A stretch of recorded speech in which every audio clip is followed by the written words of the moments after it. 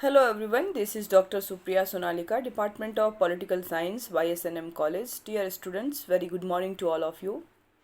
आज का जो हमारा क्लास है वो पीजी सेमेस्टर 2 के स्टूडेंट्स के लिए है और पीजी सेमेस्टर 2 के कोर्स का जो पेपर 5 है academic writing and communication skill का, उसके अंतर्गत आज हम लोग यूनिट 3 की चर्चा करेंगे, जिसमें हमें रिपोर्ट राइटिंग के बारे में पढ़ना है कि हम लोग अनुसंधान के अंतर्गत जो रिपोर्ट लिखते हैं वो कैसे लिखते हैं, उसको लिखने के लिए हमें कौन सी बातों का ध्यान रखना पड़ता है, उसको लिखने का तरीका क्या है, उसको कैसे लिखा जाता है, उसका डिज़ाइन क्या है, वो सारी चीज़ों की चर्चा और उसमें कौन कौन सी मुख्य बातों पर हमें ध्यान रखना पड़ता है अपने प्रतिवेदन में, इन सब की चर्चा हम लोग करेंगे और इसको देखेंगे कि आखिर रिसर्च के अंतर्गत प्रतिवेदन राइटिंग जो है वो कैसे लिखी जाती है। हम सभी जानते हैं कि यह जो है प्रतिवेदन राइटिंग या रिपोर्ट राइटिंग, जिसको इंग्लिश में कहते हैं प्रतिवेदन राइटिंग, प्रतिवेदन लेखन या लेख को इंग्लिश में रिपोर्ट राइटिंग के नाम से हम लोग जानते हैं। और रिपोर्ट राइटिंग जो है वह जो है एक तरह से शैक्षणिक लेख है, शैक्षणिक लेख के प्रकारों में से एक प्रकार है।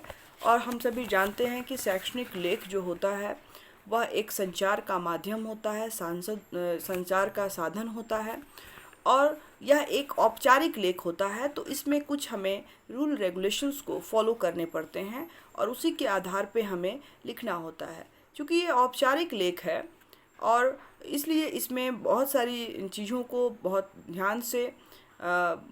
ध्यान देते हुए और उसको काफ़ी केयरफुली जो है हमें लिखना होता है, उन जो स्टेप्स हैं उनको फॉलो करते हुए। तो अनुसंधान जो कार्य होता है का अंतिम महत्वपूर्ण अंग जो होता है वो होता है प्रतिवेदन का लिखना। और इसमें प्रतिवेदन लिखने के कुछ उद्देश्य होते हैं, जैसे कि प्रतिवेदन के द्वारा अनुसंधानकर्ता अपने अनुसंधान की समस्या, उस क्षेत्र पर किए गए कार्यों, अनुसंधान की प्रक्रिया, उसके आंकड़ों तथा प्राप्त निष्कर्षों को लिपिबद्ध करता है, जिससे उसके क्षेत्र में अन्य रुचिवान जो भी व्यक्ति हों वो वहाँ तक उसको सूचनाएं पहुँच पाए और वे इन निष्कर्षों का परीक्षण और मूल्यांकन और विवेचन करने से बच सके। मतलब अगर आपने उस चीज़ को अच्छे से लिखा है तो कोई दूसरा व्यक्ति जो उस विषय के बारे में जानना चाहता है तो आपके इन रिपोर्ट को पढ़कर जो है वो कम समय में ही सब कुछ जो है उस विषय से संबंधित, उस समस्या से संबंधित जो है जानकारी हासिल कर लेता है। दूसरा जो इसका उद्देश्य होता है कि प्रतिवेदन से अन्य अनुसंधानकर्ता उसकी पुनरावृत्ति पर अनावश्यक जो समय होता है वो नष्ट करने से बच जाते हैं। तीसरा जो है कि अनुसंधान प्रतिवेदन उस क्षेत्र की अन्य समस्याओं तथा प्रस्तुत अनुसंधान की सीमा की चर्चा कर भावी शोध के लिए सुझाव भी देते हैं। नेक्स्ट जो है सबसे महत्वपूर्ण तथ्य, अपने प्रतिवेदन के माध्यम से किसी विशेष क्षेत्र में ज्ञान कोश को विधि के लिए जो है उसके द्वार खोलता है और अन्य अनुसंधानकर्ता उसके प्राप्त निष्कर्षों का मूल्यांकन कर आगे का कार्य करने के लिए प्रेरित होते हैं। तो रिपोर्ट से ये फ़ायदा होता है कि रिपोर्ट को पढ़ने के बाद से तुरंत जो है उससे संबंधित सारी चीज़ें जो हैं हम उसको बहुत आसानी से जानते हैं। अब है कि रिपोर्ट जो है, ये तो उसके उद्देश्य थे। अब है कि रिपोर्ट जो लिखा जाता है उसका फॉर्म क्या है, उसका फॉर्मेट क्या है, कैसे लिखा जाता है। तो अनुसंधान का जो प्रतिवेदन होता है का प्रारूप हम लोग कैसे लिखते हैं, तो इसके प्रारूप के अंतर्गत 3 जो है भाग होते हैं। पहला जो भाग होता है वो होता है प्रारंभिक सामग्री, और प्रारंभिक सामग्री के अंतर्गत भी बहुत सारे छोटे छोटे सब टॉपिक्स होते हैं, जैसे कि मुख्य पृष्ठ, उसमें कैसे हम बनाएंगे। दूसरा स्वीकृति पत्र, जो हम लोग प्रमाण पत्र दिखते हैं वो कैसे लिखेंगे। प्राकथन जो है वो कैसे लिखेंगे। साथ ही साथ जो है जो आभार होता है वो कैसे लिखेंगे। वस्तु का सारणी कैसे तैयार करेंगे, सारणी की सूची कैसे लिखेंगे और चित्र सूची का वर्णन कैसे करेंगे। तो ये सभी चीज़ें जो हैं प्रतिवेदन का जो प्रारंभिक सामग्री होता है, पहला जो पार्ट होता है लिखने का, उसके अंतर्गत इन सभी जानकारियों को हम लिखते हैं। दूसरा जो होता है वो कहलाता है प्रतिवेदन का मूल भाग। पहले आरंभिक, फिर दूसरा जो है वो मूल भाग। और मूल भाग के अंतर्गत भी बहुत सारी चीज़ें लिखी जाती हैं, जैसे कि प्रस्तावना। प्रस्तावना में भी कुछ सब टॉपिक्स होते हैं, जैसे कि समस्या की प्रस्तुति आप कैसे करती हैं, या समस्या के बारे में कैसे आप उसको बताती हैं। दूसरा कि पूर्व अध्ययन का विश्लेषण, जो साहित्य समीक्षा हम कहते हैं उसको, वो आपने क्या किया है उसके बारे में बताना। और तीसरा परिकल्पना संबंधी अवधारणाओं की चर्चा करना। उसके बाद परिकल्पनाएं बनाना, और मुख्य शब्द जो होते हैं, जो भी कुछ जो कीवर्ड्स होते हैं उनको परिभाषित करते हैं हम लोग। और लास्ट में समस्या जो है उसका सीमांकन करते हैं, मतलब हमने कहाँ से कहाँ तक अध्ययन किया इसको हम लोग करते हैं। तो ये सभी चीज़ें जो है प्रतिवेदन का जो दूसरा भाग होता है, जो मूल भाग होता है, उसमें पहले सब टॉपिक के अंतर्गत हम लोग ये सब चीज़ें लिखते हैं। दूसरा होता है अध्ययन की विधियाँ। तो अध्ययन की विधि के अंतर्गत हम लोग अध्ययन की प्रक्रिया, आंकड़े के स्रोत तथा आवश्यक उपकरण जो होते हैं, टूल्स एंड टेक्निक्स, उसके बारे में विवरण हम देते हैं। और तीसरा जो होता है वो सारणी की प्रस्तुतिकरण एवं विश्लेषण तथा व्याख्या। और इसमें जो है मूल जो वस्तु है उसकी चर्चा हम लोग करते हैं, सारणी बनाते हैं, या चित्र सारणी जो होता है उसकी भी व्याख्या हम लोग इसके अंतर्गत सारणीकरण और प्रस्तुतिकरण के अंतर्गत मुख्य भाग के मूल भाग में करते हैं। चौथा जो होता है वो होता है सारांश तथा निष्कर्ष लेखन। तो सारांश तथा निष्कर्ष लेखन के अंतर्गत जो है संक्षिप्त सारांश लिखते हैं, प्राप्त निष्कर्ष लिखते हैं, अध्ययन की सीमाएं लिखते हैं, और भावी अध्ययन क्या हो सकता है, वर्तमान फ्यूचर में हम और क्या स्टडी कर सकते हैं इस समस्या से रिलेटेड, जो है वो संभावित अध्याय के रूप में या भावी अध्ययन के रूप में हम उसके लिए सुझाव देते हैं। तो ये सारी चीज़ें जो है प्रतिवेदन के मूल भाग में लिखी जाती हैं। दूसरा जो मूल भाग होता है उसके अंतर्गत लिखी जाती हैं। और तीसरा जो महत्वपूर्ण पार्ट होता है प्रतिवेदन का, वो होता है संदर्भ सामग्री। इसके अंतर्गत हम लोग जो है जितने भी ग्रंथ सूचियां हैं, बिब्लियोग्राफी लिखना, उसको हम लोग लिखते हैं। और साथ में परिशिष्ट अगर हमने बनाई है तो उस परिशिष्ट की भी जो चर्चा हम लोग इसमें करते हैं। अब इसके अंतर्गत जो है हम लोग इन सभी चीज़ों का अध्ययन जो है डिटेल्स में करेंगे। ये तो मैंने आपको एक फॉर्मेट बताया कि रिपोर्ट राइटिंग के लिए जो रूपरेखा तैयार कैसे करेंगे, फॉर्मेट कैसे बनाएंगे, उसमें क्या क्या लिखा जा सकता है।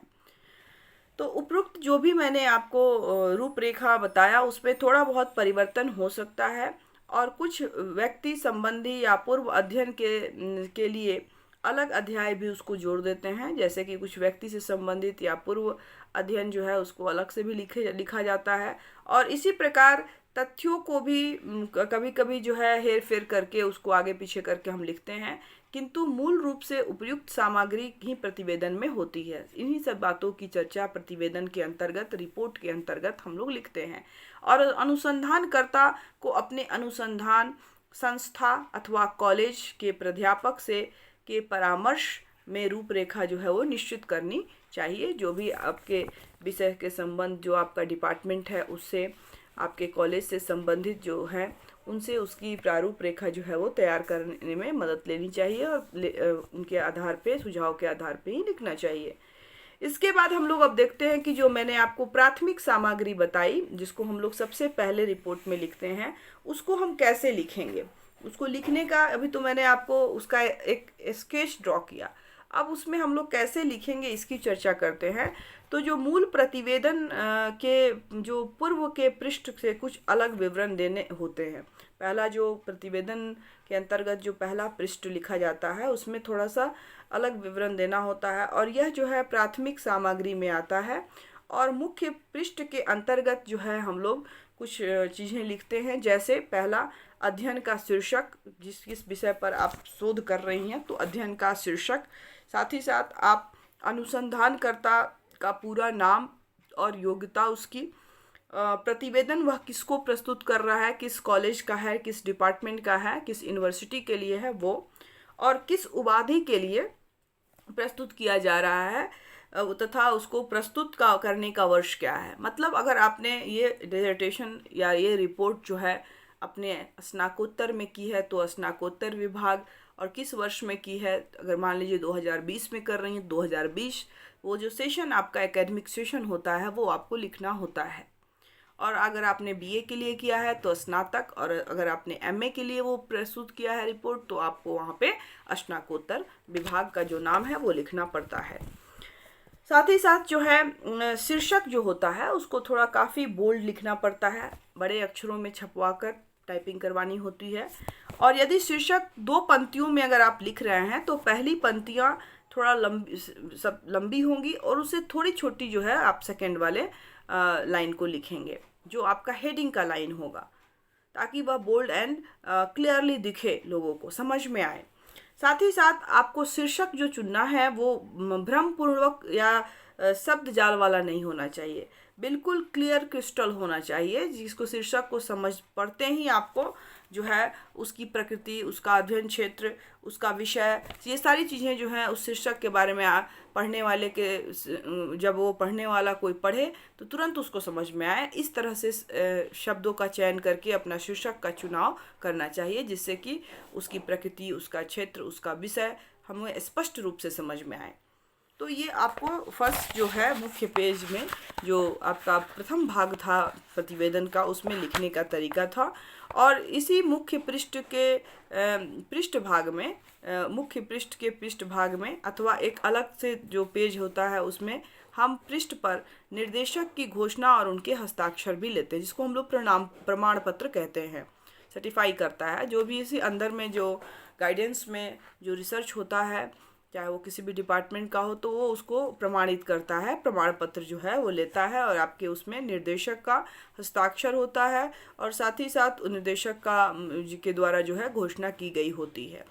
इसके बाद प्राकथन में प्रतिवेदन के उद्देश्य तथा क्षेत्र जो है वो विस्तार से संबंधित के संबंध में संक्षिप्त विवरण किया जाता है और इसी के अंत में व्यक्तियों को धन्यवाद यानी कि जो आभार ज्ञापन होता है। इसके बाद जो थर्ड पेज हम बनाते हैं उसमें आभार ज्ञापन करते हैं, अर्थात जितने भी लोगों से हमने उस रिपोर्ट को करने में, लिखने में मदद ली है, सहायता ली है, उन सभी व्यक्तियों का सनाम लिखते हुए, हम उन व्यक्तियों का नाम का वर्णन करते हुए हम उनको धन्यवाद देते हैं। इसके बाद जो है वो विषय सूची जो है वो बनाई जाती है और विषय सूची 1 या 2 पृष्ठ की हो सकती है और इसमें प्रतिवेदन को पढ़ने वाले व्यक्ति को एक दृष्टि से यह ज्ञात हो जाता है कि कहाँ पे क्या लिखा हुआ है, क्योंकि इंडेक्स जो होता है, विषय सूची जो होता है, बहुत इम्पॉर्टेंट पार्ट होता है किसी भी प्रतिवेदन का या किसी भी लेख का या किसी भी अनुसंधान का, क्योंकि उसमें जो है सभी चैप्टर्स के बारे में, अध्याय जो हैं के बारे में लिखा रहता है, कौन सा अध्याय किस पृष्ठ संख्या में कहाँ से कहाँ तक है वो सब लिखा रहता है। तो कोई भी मैटर आपको अगर खोजना है तो आप आसानी से इंडेक्स को देख के, विषय वस्तु को देखकर, जो विषय का ये है विवरण जहाँ दिया रहता है विषय सूची का, तो उसको देखकर आप समझ जाते हैं। तो प्रत्येक अध्याय का जो मूल शीर्षक होता है उसको हमें बोल्ड अक्षरों में लिखना होता है और बड़े बड़े अक्षरों में लिखना होता है, और जितने भी जो उप शीर्षक होते हैं, सब टॉपिक्स होते हैं, तो उनको आप जो है उससे छोटे अक्षरों में लिखते हैं, जिससे कि वो भी हमें क्लियरली दिख जाए। और प्रत्येक शीर्षक उसी शब्दावली और क्रम में होता है जो भी है, जिसमें मूल प्रतिवेदन में आप दिए हैं। मतलब जैसा आपने अपने हेडिंग में या प्रतिवेदन में लिखा है, ठीक वैसे ही आपको यहाँ भी लिखना है। ये नहीं कि यहाँ आप आके कुछ चेंजिंग, वर्ड्स का चेंजिंग कर दें, सेम होना चाहिए एकदम बिल्कुल। और उसके सामने जो है, हर चैप्टर के सामने आपको पृष्ठ संख्या लिखना होता है। जैसे कि फर्स्ट चैप्टर आपने लिखा है, फर्स्ट जो टॉपिक लिखा है, अगर आपने 1 से लेकर 10 पेज में लिखा है तो 1 to 10 पेज नंबर वहाँ होना चाहिए, नंबरिंग। और इस तरह से ये जो है प्रारंभिक भाग किसी भी प्रतिवेदन का होता है, जिसको लिखने के तरीके मैंने आपको बताए। दूसरा जो महत्वपूर्ण उसका भाग होता है प्रतिवेदन का, वो होता है मूल भाग। मूल भाग में बहुत सारी चीज़ें लिखी जाती हैं, जैसा कि मैंने आपको बताया। और इसमें जो है सबसे पहले हम लोग जो है वो भूमिका या प्रस्तावना लिखते हैं। तो भूमिका और प्रस्तावना जो हम लोग लिखते हैं, तो पहला अध्याय जो होता है किसी भी अनुसंधान की, वो प्रस्तावना जो है वो प्रस्तुत करती है। और प्रस्तावना के अंतर्गत शोधकर्ता समस्या के स्वरूप एवं प्रकृति का विश्लेषण करते हैं और इससे संबंधित अध्ययन जो कुछ भी हो चुके हैं उनका विवेचन कर उनकी सीमाओं की ओर ध्यान आकृष्ट करते हैं और प्रस्तुत अध्ययन में उन अनुसंधानों का संबंध दिखाते हुए उनकी आवश्यकता तथा महत्व की चर्चा करते हैं। समस्या के विभिन्न पक्षों का विश्लेषण करते हुए अपने अनुसंधान की समस्या का सीमांकन एवं उसके कथन जो है उसको कहते हैं। दूसरा जो होता है वो उसमें हम लोग दूसरा पॉइंट जो होता है अध्ययन की विधि, और अध्ययन की विधि के अंतर्गत हम लोग अनुसंधानकर्ता जो है वो विस्तार पूर्वक अध्ययन का जो विधि है उसका विस्तार पूर्वक वर्णन करता है और वर्णन करता है कि अनुसंधान जो कार्य है कैसे किया गया है, या अध्ययन विधि के वास्तविक रूप में प्रस्तुत करने के लिए अनुसंधान करता उसकी पुनरावृत्ति उन्हीं परिस्थितियों में करके निष्कर्ष का सत्यापन कर सकता है। इन सब की चर्चा करता है और इसके अंतर्गत प्रस्तुत की गई जो सूचनाएं अध्ययन की प्रकृति पर निर्भर करती है और अनुसंधानकर्ता इनमें आंकड़ों के प्रकार, न्यायदर्शन जो सैंपलिंग होती है की संख्या तथा प्रकार तथा चयन की विधि, उनके लिंग, आयु, पूर्व अनुभव तथा निष्कर्ष पर विशेष प्रभाव डालने वाले कोई भी अन्य विशेषता, कब और कैसे आंकड़े लिए गए, उनकी संख्या, उन्होंने अध्ययन में पूर्ण रूपेण से सहयोग नहीं किया वो सारी आंकड़े, प्रयोग का वास्तविक विधि क्या था, प्रयोगात्मक नियंत्रण कितना था, चरों के परिवर्तन की विधि क्या थी, वे चर जिनका नियंत्रण नहीं किया गया वो कौन से थे और उनके द्वारा डाले गए संभावित प्रभाव, इन सब की चर्चा इसके अंतर्गत की जाती है। और विषय को दिए गए निर्देश यदि कोई पूर्व अध्याय में किया गया था तो उसके निष्कर्ष तथा वर्तमान में अध्ययन हेतु चयन की गई विधि की सार्थकता आदि का भी निश्चित और विस्तृत वर्णन इसके अंतर्गत किया जाता है। तीसरा जो पॉइंट हम लोग लिखते हैं मुख्य भाग के अंतर्गत वो होता है सामग्री का प्रस्तुतिकरण और विश्लेषण एवं व्याख्या। तो इस भाग में आंकड़े को प्रस्तुत कर उनका विश्लेषण एवं व्याख्या की जाती है और इसी आधार पर अनुसंधानकर्ता ज्ञान कोश में अपना नया योगदान देता है। अतः यह भाग विशेष महत्व का होता है। यह अनेक प्रकार से किया जा सकता है और एक या एक से अधिक अध्यायों में भी हो सकता है और इसके अंतर्गत सारणी, चित्र, अनुच्छेदों के माध्यम से प्राप्त सामग्री का विश्लेषण भी किया जाता है और महत्वपूर्ण भागों की व्याख्या की जाती है। मूल रूप से प्राप्त सामग्री का व्यवस्थापन इस दृष्टि से किया जाता है कि उसके आधार पर परिकल्पनाओं का परीक्षण कर उनकी स्वीकृति अथवा अस्वीकृति का निर्णय किया जा सके। कभी कभी मूल सामग्री का सांख्यिकी विश्लेषण कर उनके निष्कर्ष भी प्रस्तुत किए जाते हैं। इसके बाद जो चौथा पॉइंट हम लोग लिखते हैं वो होता है सारांश एवं निष्कर्ष। जो रिपोर्ट का प्रतिवेदन का जो चौथा पॉइंट अंतिम पॉइंट होता है वो हम लोग सारांश एवं निष्कर्ष के रूप में लिखते हैं। और सारांश और निष्कर्ष जो है, सारांश के अंतर्गत अनुसंधानकर्ता संक्षेप में अनुसंधान की प्रक्रिया, उपलब्धियां तथा संपूर्ण विकास की रूपरेखा प्रस्तुत करता है और अध्ययन के महत्वपूर्ण अंशों को एक साथ रखता है। उनकी विस्तृत चर्चा यहाँ पे अपेक्षित नहीं की जा सकती, लेकिन उनका अध्ययन के मुख्य भाग जो होते हैं उसको पूरी अच्छी तरह से यहाँ लिखना होता है और इस प्रकार निष्कर्षों की प्रस्तुति करता है और यह स्पष्ट करता है कि परिकल्पनाएं स्वीकृत की गईं अथवा नहीं की गईं। और यदि प्राप्त निष्कर्ष किसी पूर्व सिद्धांत का संशोधन अथवा विरोध करता है तो उनको भी हम लोग स्पष्ट रूप से लिखते हैं उस चीज़ को। मेरा निष्कर्ष क्या आया, फाइंडिंग्स क्या आया, उसको हम लोग जो तथ्यों के माध्यम से जो सत्यापित करते हैं और सत्यापित करने के बाद जिस निष्कर्ष पे पहुंचते हैं और अगर हम ये भी देखते हैं कि हमारी जो परिकल्पनाएं थी, उपकल्पनाएं थी, वो उससे फुलफिल हुई या नहीं हुई, और इनको भी हम लोग इसमें जांच करते हैं और करने के बाद इसको हम लोग लिखते हैं। अब इसके बाद है कि प्रतिवेदन की जो शैली होती है, लेखन शैली, वो कैसी होती है। तो प्रतिवेदन के लेखन की जो शैलियाँ जो अनेक शैलियों में यह लिखा जाता है। लिखने के पूर्व अनुसंधानकर्ता को अपने जो उनके जो निर्देशक होते हैं, गाइड होते हैं, निर्देशिका होती हैं, उनसे जो है संपर्क के द्वारा किसी भी एक शैली को अपनाना चाहिए और आरंभ से अंत तक जो है उसको उसी शैली में लिखना चाहिए। उसका निर्वहन करना चाहिए। ये नहीं कि शुरू में मैंने कुछ और लिख दिया, बाद में कुछ और लिख दिया। शैली जो है, लिखने की शैली सेम होनी चाहिए शुरू से अंत तक। प्रतिवेदन की शैली पर अधिकार प्राप्त करना बहुत आवश्यक होता है, क्योंकि यदि अनुसंधान की सामग्री को प्रभावपूर्ण रूप से दूसरों के समक्ष प्रस्तुत न किया जा सका तो उसका मूल्य नहीं के बराबर होता है। और इसका लिखना सामान्य लेख से भिन्न होता है, जैसा कि चूँकि एकेडमिक राइटिंग है तो उसका पार्ट है, तो आपको सामान्य जो आप लिखती हैं उससे अलग होता है, तो आपको उस पर ध्यान देना पड़ता है। और अनुसंधान जो है, प्रतिवेदन का उद्देश्य जो है पाठकों का मनोरंजन करना नहीं होता है, बल्कि ना ही वह किसी समस्या के से संबंध में अपने सामान्य हित को व्यक्त करना होता है, अपितु परिकल्पनाओं का निर्माण करता है और उनके परीक्षण की प्रक्रिया का वर्णन करता है, वास्तविक आंकड़ों को प्रस्तुत करता है और उसके विश्लेषण के आधार पर निष्कर्ष देता है। ठीक है, तो इसलिए इस बात को ध्यान में रखना चाहिए कि जो आपके पास सूत्र हैं, जो आपके पास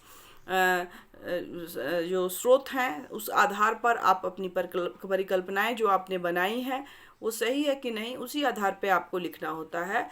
और यह उपरांत मनोवैज्ञानिक दृष्टिकोण से चलता है और संवेगात्मक वर्णन से नहीं चलता है। इसमें आपका पर्सनल जो क्या सोच है या पर्सनल आपका संवेदात्मक क्या भावनाएं हैं, उससे इसको कोई मतलब नहीं होता है। क्योंकि यह तथ्यों और फैक्टों पर आधारित होता है, तो उसी के आधार पे जो कंक्लूज़न आता है वही हमको देखना होता है। इसमें आप पर्सनल उस टॉपिक पर क्या सोचते हैं उसकी व्याख्या नहीं देनी होती है। इसके बाद है कि प्रतिवेदन जो हम लिखते हैं उसको कैसे उसका संगठन करें, कैसे उसको संगठित करके लिखें। तो संगठन की दृष्टि से इसे बहुत ही व्यवस्थित और तार्किक क्रम में नियोजित किया जाना चाहिए, और अव्यवस्थित रूप में एकांकी सामग्री से कोई जो है अर्थ इसका नहीं निकाला जा सकता। और इस दृष्टि से संगठन का बड़ा ही महत्व होता है, और प्रत्येक अनुच्छेद को शीर्षकों तथा उपशीर्षकों में विभाजित कर निश्चित तार्किक व्यवस्थित विधि से इस प्रकार लिखना चाहिए कि एक शब्द भी उसमें व्यर्थ का ना हो, और एक एक शब्द तथा एक एक वाक्य विशेष कारण से रखा गया हो तथा उसे हटा देने से प्रतिवेदन पर प्रभाव पड़ता हो, और ऐसा संगठन ही उपयुक्त संगठन होता है। मतलब शब्दों का चयन, भाषा का चयन, और उसमें जो हम वर्णन कर रहे हैं वो काफ़ी ठोस होना चाहिए, जिससे कि पूरा वो मीनिंगफुल बनता हो। ऐसा नहीं कि अननेसेसरी चीज़ों को हम उसमें लिखें। इसलिए इसको काफ़ी संगठित रूप से, काफ़ी तार्किक और व्यवस्थित रूप से हमें लिखना होता है। अब है कि प्रतिवेदन की भाषा कैसी होगी। तो अनुसंधान प्रतिवेदन की भाषा जो है वो बिल्कुल भ्रमपूर्वक या अलंकारित नहीं होनी चाहिए। यह के जो है सरल होना चाहिए, निश्चित और अर्थ देने वाला होना चाहिए। आडंबर रहित नहीं या प्रभावपूर्ण होनी चाहिए और आडंबर रहित होना चाहिए, और प्रत्येक शब्द तथा वाक्य का प्रयोग इस विधि से किया जाए कि वह पाठक तक निश्चित विचार पहुंचा सके, और भाषा की दृष्टि से तारतम्यता एवं स्पष्टता हेतु आवश्यक है कि प्रत्येक वाक्य का दूसरे वाक्य से, प्रत्येक अनुच्छेद का दूसरे अनुच्छेद से तार्किक संबंध जुड़ा हुआ हो। मतलब एक दूसरे से सब जुड़े हों तार्किक रूप से, ऐसे नहीं कि अनर्गल रूप से वो जुड़े हुए हों। उनका इस बात का जो है विशेष रूप से ध्यान रखा जाना चाहिए। इसके बाद आता है इसके अंतर्गत जो मुख्य भाग होता है, उसमें हम लोग सारणी और चित्रों का यूज़ कैसे करते हैं। तो सारणी जो है उचित रूप में निर्मित, व्यवस्थित तथा विश्लेषित सारणी और चित्र अनेक अनुच्छेद लेख से अधिक सूचना प्रदान करते हैं, क्योंकि पिक्चर इंडेक्स को देखकर, डाटा को देखकर, सारणी को देखकर या चित्र को देखकर व्यक्ति बहुत जल्दी समझता है, तो इस बहुत ही इफ़ेक्टिव होता है टूल्स एक तरह का, तो उसका हमें अधिक सूचना प्रदान करते हैं। तो इसके माध्यम से अनुसंधानकर्ता जो है संक्षेप में विस्तृत जानकारी देने, दो या अनेक चरों के साथ संबंध को स्पष्ट करने तथा निष्कर्षों का जो है सार रूप प्रस्तुत करता है सारणी के माध्यम से। एक उत्तम सारणी जो होती है उसकी कुछ विशेषताएं होती हैं, जैसे कि सारणी के अंतर्गत प्रत्येक स्तंभ का शीर्षक संक्षिप्त, स्पष्ट और अर्थपूर्ण होना चाहिए। दूसरा, संपूर्ण प्रतिवेदन में सारणी की संख्या एक क्रम में देनी चाहिए, 1 बाय 1। जितने भी टेबल्स का आपने यूज किया है उसका सबका विवरण आपको, उसका नंबरिंग किया जाता है और उस नंबरिंग को 1 बाय 1 देना होता है। ये नहीं कि आपने पहला दे दिया फिर 10वां नंबर दे दिया, आपने फर्स्ट दिया फिर सेकंड देंगे, थर्ड देंगे, जहाँ जहाँ आपने टेबल यूज़ किया है जिन जिन चैप्टर में उसको सीरियल वाइज सीक्वेंस में देंगे। उसके बाद लंबी सारणी या परिशिष्ट में दिया जाना चाहिए। उसके बाद अत्यंत संक्षिप्त सामग्री के लिए सारणी आवश्यक नहीं होती है। जब कुछ ज़्यादा बड़ा डाटा देना होता है तब आप टेबल बना सकते हैं। सारणी अपने में पूर्ण एवं इतनी स्पष्ट होनी चाहिए कि उसको देखने से ही तथ्य स्पष्ट हो जाएं। एक सारणी जो है में एक ही मुख्य विचार या सूचनाएं होनी चाहिए। सारणी संक्षिप्त और अर्थपूर्ण होनी चाहिए। इसमें सरलता एवं एकात्मकता होनी चाहिए। तो ये कुछ तरीके हैं, विशेषताएं हैं सारणी का। तो सारणी लिखने में ये हमें, टेबल बनाने में हमें इस बात का ध्यान रखना चाहिए।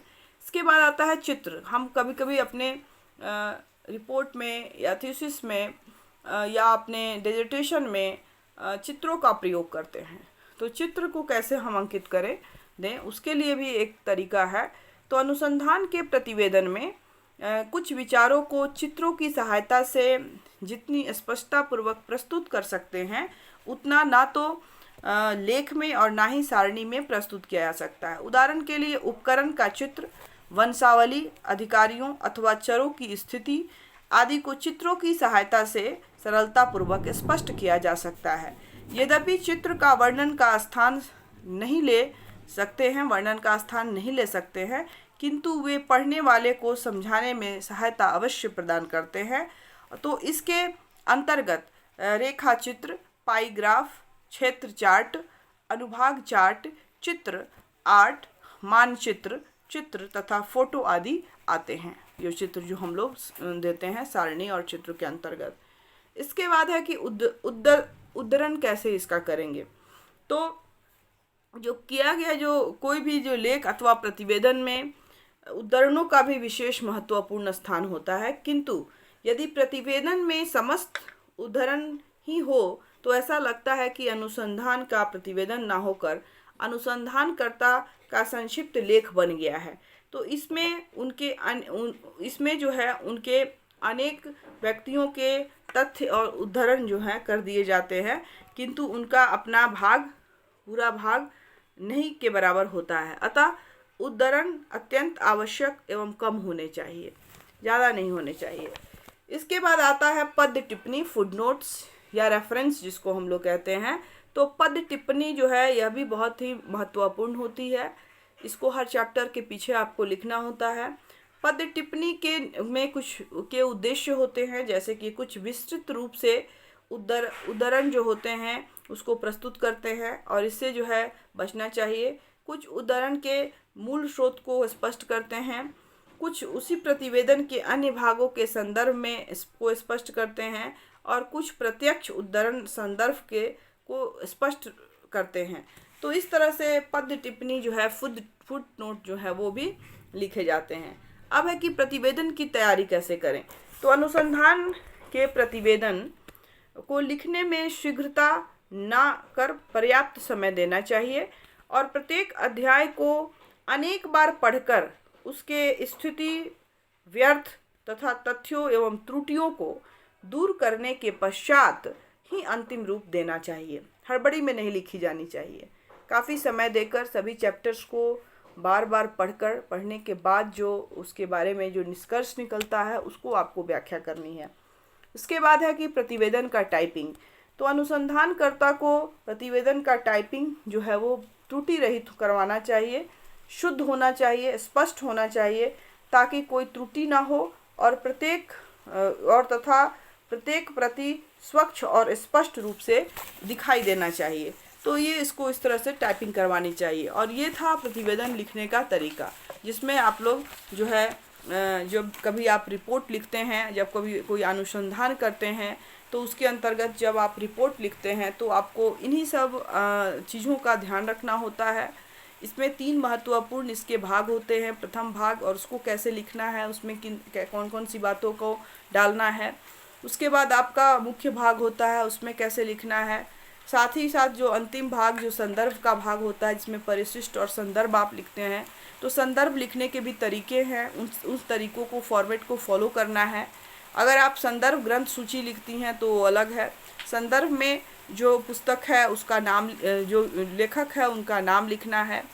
उसके बाद आपको उनका किताब का नाम, उनका पब्लिकेशन का जो हाउस है वो, उसके बाद वो कहाँ है वो, फिर ईयर, साथ में पृष्ठ संख्या और पैरा वगैरह जो है ये आपको उसके आपका जो रेफरेंस होता है, संदर्भ होता है, उसमें लिखना होता है। और बिब्लियोग्राफी संदर्भ ग्रंथ सूची में भी आप सभी पुस्तकों का पूरा डिटेल्स में उसका विवरण देती हैं। जैसे कि आपने किसी पुस्तक से, किस पुस्तक से पढ़ी, किस लेखक का पुस्तक है, उसका सरनेम इसमें पहले हो जाता है, फिर वो पुस्तक का नाम होता है, ईयर होता है, पब्लिकेशन हाउस होता है। इसमें पृष्ठ संख्या नहीं लिखी जाती है। और संदर्भ के अंतर्गत आप उसी चीज़ों का वर्णन करती हैं जिससे आपने कुछ अपने लेख में लिखा है। जबकि संदर्भ ग्रंथ सूची में वैसे सभी सूचनाएं और के स्रोत को लिखा जाता है जिसका आपने सहयोग लिया है अपने रिसर्च को करने में, भले ही आपने उसमें से कुछ नहीं लिखा हो, लेकिन अगर वह आपके ज्ञान में अभिवृद्धि लाता है, आपके विचारों को प्रकट करने में सहायता करता है, तो वो भी, उन सभी चीज़ों को हम लोग बिब्लियोग्राफी के अंतर्गत लिखते हैं, संदर्भ ग्रंथ सूची के अंतर्गत लिखते हैं।